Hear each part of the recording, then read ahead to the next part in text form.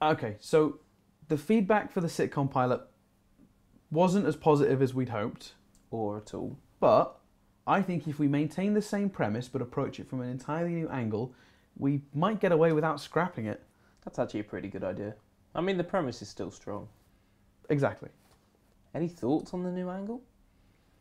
It's about a dying man? How's death funny? Well, that'll be for us to figure out. I mean, it's a new angle. That's a new project. How is that the same premise? Protagonist is still called Jim?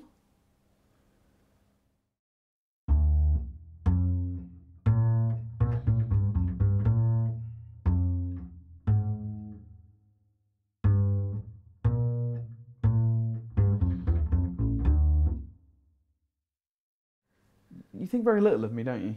No, I just become frustrated when you get distracted from the point. He could be an atheist. What? The dying man. Why not make him an atheist so he's forced to confront his lack of religion and consider what the others have to offer? Why not? Because it's an entirely unoriginal and uninteresting idea. Besides, I was just saying how I get really frustrated when you move us away. It could be called losing my atheism. Did you hear a word I just said? Yeah. Go on then, say it back to me. You said how it was a really original and interesting idea. That is the exact opposite of what I just said. Is it?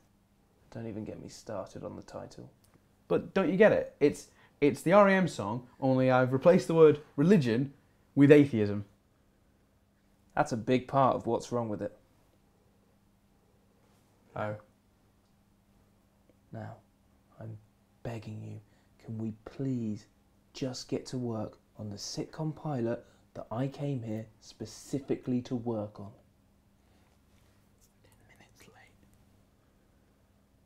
One of the dangers of writing in a pair is that you may have different notions of what's important while developing a script. Our approach to character profiles is a good example of that. We need to know their backstories so we can get a better idea of who they are as people. Or we could talk about how they look. Appearance is very important to us in the biz. Gee, Dan, what specifically were you thinking about? Well, Chris, I was thinking that maybe one of the characters could be ginger. For some reason, Dan's got this thing where he tries to slip a character with ginger hair into everything we write. I mean, I've asked him about it, but he's never explained it. Not that I've got a problem with...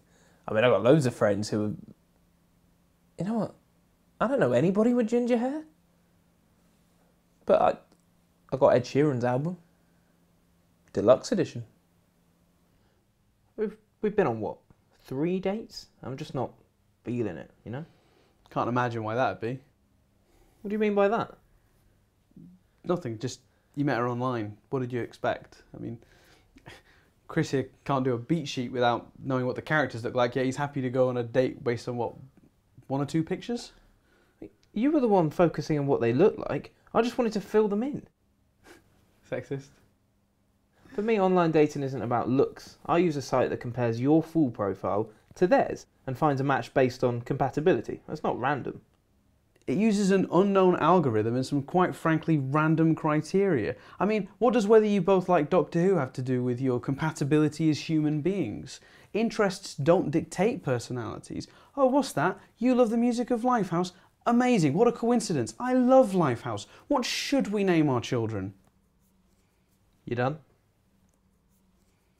It's a good point, but you're forgetting to compare it to the alternative. Now, as arbitrary as the criteria for online dating may be, it's 1,000 times less arbitrary than simply approaching someone who happens to be in the same pub. Proximity doesn't dictate personalities either. That's true. But I met my girlfriend in a bar and we've been together for 8 years. Thanks to internet dating, you've been on as many failed dates as that this year alone. Well, if more of them had liked the music of Lifehouse. 8 years he's been with her. And she's great, funny, caring, and she must have other attributes too, like patience. Yeah, she must have a lot of patience.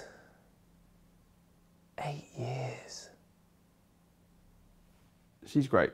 I couldn't imagine being without her. She's got this real innocence to her. She once suggested that I make a character have ginger hair, so if a scene is set in a dark room or it's raining, there's still a little bit of sunshine on the screen. So ever since, I've subtly put a ginger character into pretty much everything we've done. That way, when one of the projects is successful, I can point to the screen and say, you came up with that. I think that'd make her smile. Of course, the whole idea is horseshit, but I don't think she'd smile nearly as much if I pointed that out.